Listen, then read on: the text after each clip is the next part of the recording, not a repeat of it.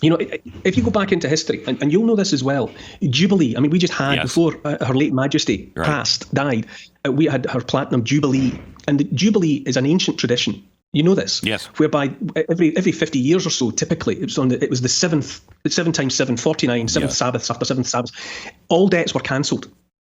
And all the people who were enslaved in an ancient kingdom, who were enslaved by their debt, were set free and allowed to go home.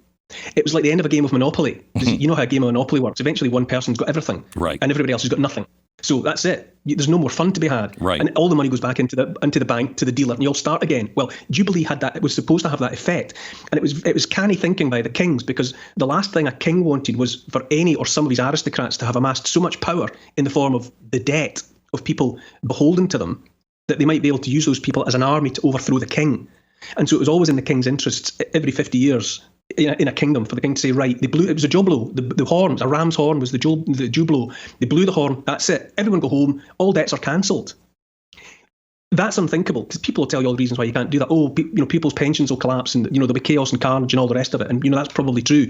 However, some form of that has to be faced up to, because we have been indebted deliberately by fractional reserve banking and all the rest of the insanity that ensued in the US from when the Fed was created in 1913, when everybody was on holiday for Christmas, and they slipped through the ability for these people to make money out of nothing and lend it and lend it and lend it and lend it, put everybody into debt.